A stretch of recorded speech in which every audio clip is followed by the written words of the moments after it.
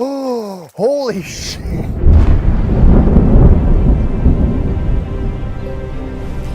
West Papua is home to over 300 different tribes, including one of the most isolated tribes in the world. How often are they being visited? This is not like touristic spot. They live in the jungle and then moving nomad life.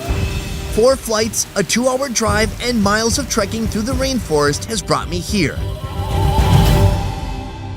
Famous for their homes high in the trees, the Korowai people live and eat different from any place I've seen on Earth. This is the way how we survive in the jungle. Today, I'll be making contact, How do I say hello? following in their footsteps, They just saw something in the woods here. and living the life of the Korowai people.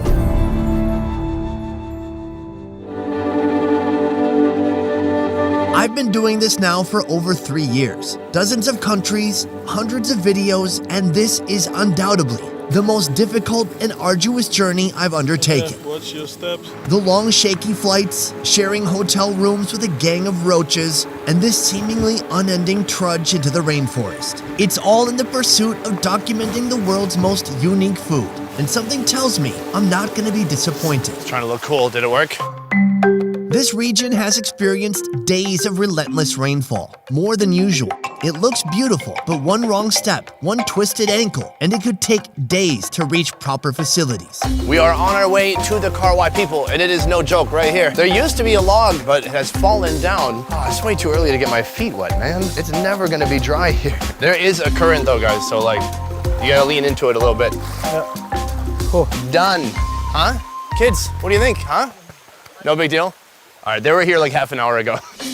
Ideally, you've got feet with some callus built up so you can just feel your way through the water. Instead, I just got these on. So I'm trying to not get water in my shoe. These guys, it's like no issue at all. It's hilarious. The Korowai thought they were alone in the world until 40 years ago when first contact was made. Now, many Korowai have been drawn to a modern lifestyle, trading in tree houses for homes and villages outside the rainforest. But some still live today as they did hundreds of years ago. At this point, my biggest question is like, what do you enjoy eating? What is your favorite food out here? Is it just about staying alive, or is there some food that's like the treasured food? Today, there are only 3,000 Korowai in Papua.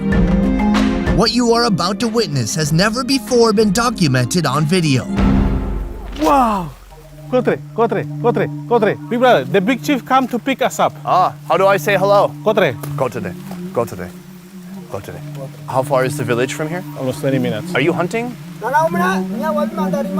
He said before I used to kill the enemy, but now I just come here to pick you up, not for killing you. For self-defense? Yeah. Well, I want to say thank you so much for allowing us into your village. And lastly, I brought some cigarettes in case you smoke. Do you smoke Marlboros?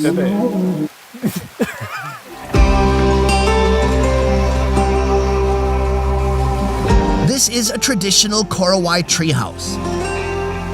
One side is dedicated to the women and the other side to the men. Amazingly, at any given time there are 2 fires burning inside the house. Cooking is done exclusively in the home. We're under the treehouse right now. It's still raining, super muddy, but we're still gonna go hunt. How often are you successful?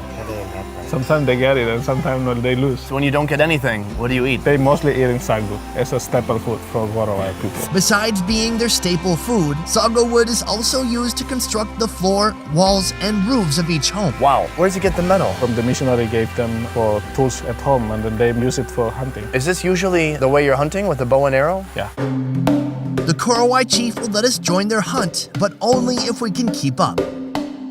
The dinner menu is dependent upon what crosses their path during the hunt. Jungle rats, giant insects, or even tree kangaroos are all possibilities. A bow and arrow for the kill, and a dog to sound off when prey is near. Even with the hunting dog, they have to wait for the dog to alert them, and then they can actually hunt it with flippin' arrows. So we've trekked for about 30 minutes now back into the jungle, away from their home, like even deeper from where we started. But we might have to go even deeper into the super lush, thick jungle to actually catch something. Your average city dweller would starve to death after a few days here, but for the Korowai, food is everywhere. This is the top of the palm tree. When I had coconut worms in Vietnam, I found you could eat the same thing like the coconut worms do. Eat the very inside of the tree. It's very fibrous and watery. And it looks like that's what's gonna happen here. Kind of peeling the palm into,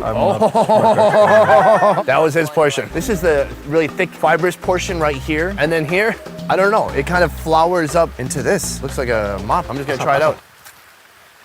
Oh, it's like a mushroom. I mean, the texture. Not a strong flavor, just kind of watery and like a nice mushroomy kind of texture. Wow, that's cool. After a couple miles of rough terrain, it looks like mammals will not be gracing our dinner plates tonight. But that doesn't mean we won't be eating well. Right here, guys, is a sago tree. So they've harvested part of it in the past, and now they're looking for sago grubs. Oh, holy shit. Oh my God! He looks pumped. Oh God, I don't like bugs. What? This is the worm? What? I thought it would be way bigger. In Vietnam, they're eating the coconut worms. It becomes a coconut weevil. They don't eat the adult form in Vietnam, but here they're like, fuck, I mean, why not? They don't eat it alive. Maybe because it's a pain in the ass. I think he's just gonna squeeze the head. Can you? Oh. He just kind of rolled the head until it's just, well, it's asleep now. Oh. Oh my God. Look how many worms there are. They've already harvested like half this tree. After it's been sitting in the rain and kind of rotting, they come back and they look for beetles and worms and whatever else could be in there. But it has that sour, yeasty, fermented sago smell to it. And the worms, they love that. This is a special fern tree growing in the wild rainforest in the Korowai. When they're hunting, they take this also. But will they eat this? Yes. Oh, they will. We will eat This can be eaten. Yeah. With all their raw ingredients in hand, we head back to the treehouse to start preparing dinner. Believe it or not, we're actually up in a treehouse right now, and right here they're making this splendid meal. This is today's main dish, using ingredients caught from and found in the surrounding rainforest. It starts with a layer of dry sago tree starch, then a sprinkling of pica, a type of edible clay material. It tastes like clay. Oh yeah, sure. Dry sand. Same. The practice of eating earth or soil-like substances is nearly universal around the world in tribal and traditional rural societies. Clay minerals have beneficial microbial effects, protecting the stomach against toxins, parasites, and pathogens. And then they're putting on the fern. Then they put on all the sago worms from the tree. And then all this kind of fern right here. Yes. And then more on top. So this is kind of like a giant cake or something. Giant pizza or something. Okay. You're gonna put all these super hot rocks on here. Now they're gonna bundle all these leaves. It's like its own self-contained oven. And all of this is just stuff they caught and collected from right around here. Yeah. So cool. Oh, they're gonna put it on the fire. Oh, wow. 45, 35 minutes on the fire, and then we're gonna bust that open and eat it. What is that? This is the dry one. You will try. What? The dry what? Oh no, it's a sago grilled. worm. The sago worms that didn't make it into the main dish are put directly onto the fire and treated as an appetizer of sorts. Smoky. It kind of tastes like grilled chicken. I think because it's like singed. It's a little like charcoal flavor. It sounds like they're murdering a pig now. They're not. Turn it off. Throw it off. Oh, Coming up next, you thought that was it. But what about the beetles from today? They're right here. The beetles we caught earlier from the same sago tree were dispatched for easier transport. Sorry, you're dead. We're gonna eat you for dinner. All of them are dumped onto the hot cinders to cook through. Cheers. Oh, it just tastes like soot from the fire. I mean, it's on there. It's like a little bitter. Can I get you one? Yeah. Not bad. That's pretty good. Don't fall in the fire. Okay, I was helping you. He's like, I got it. I'm already 2, I'm fine. Boom! Oh! So this is finished cooking. We're all gonna join together, and I don't know which way we're bringing it. I'll get right here.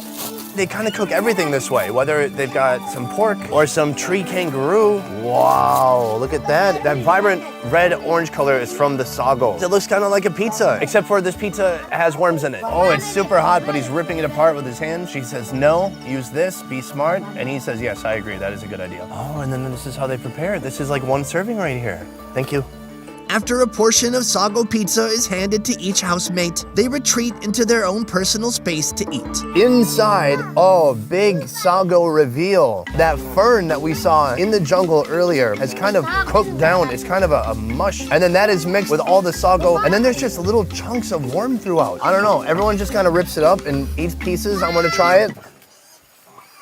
This is sick, yo. This is so good. This is so weird. It's become this really gummy, chewy texture. And then the greens, the ferns have broke down. They're soft now. Earthy and grassy. It tastes like the jungle. It's about what you would expect. I mean, look at that. There's a giant sago worm right there in my next bite. Man, you really gotta chew the heck out of it though. That is out there, man. I must say, this is one of the most special moments of my life. Being so far away, a place we had to trek hours to through the rain, to finally being in this treehouse, their home, where they have a fire inside, they're cooking food that we caught today. It's so refreshing. It's so cool to see something this new, this different. It's beautiful. I love it. And it really, I don't know, it tastes like the jungle. Got a little bit of everything in there. Little sago, little worm, little greens, and that's Papua in a pizza.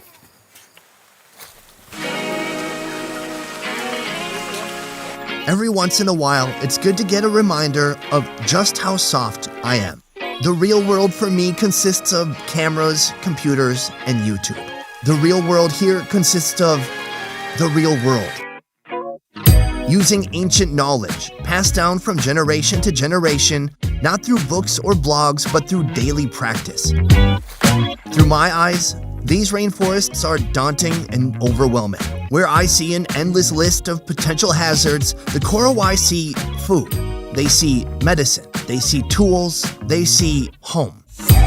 And a decade from now, when the apocalypse has wiped out most of the earth, when humanity is reduced to strangers battling over the last can of beans at a Walmart, the Korowai will be doing just fine. From researching and shooting to editing and mastering, our 10-person best ever food review show team works hard to roll out the highest quality travel food entertainment twice a week. If you like what we do here, please consider supporting our Patreon. Patreon allows fans of the show to contribute a monthly sum and receive a load of extras like early video releases, private Q&As, and beyond. To learn more about our Patreon, check out the link in the description box down below. And if you can't give or don't even feel like it, that's okay too. We're just happy you're here. Guys, thank you so much for watching. That has been Papua. I will see you next time. Peace. Hey, we got proof. Yeah. Before you go, let me tell you about our new merchandise. It's a shirt that says balls, but it's so much more than that. It's an ode to the wonderful ball-shaped food found all across our ball-shaped globe. Balls, balls, balls, balls. Balls. Get your ball shirt or sweatshirt today by clicking the link below. And be sure to check out our second channel, More Best Ever Food Review Show, for raw clips and deleted scenes that didn't make it into the show. Begging you hear me, baby. If you seek for love, don't try to hide it. Find it deep inside and try to hide it. If there's a way, I wanna know. We tried it. Quit your games and now that you denied it.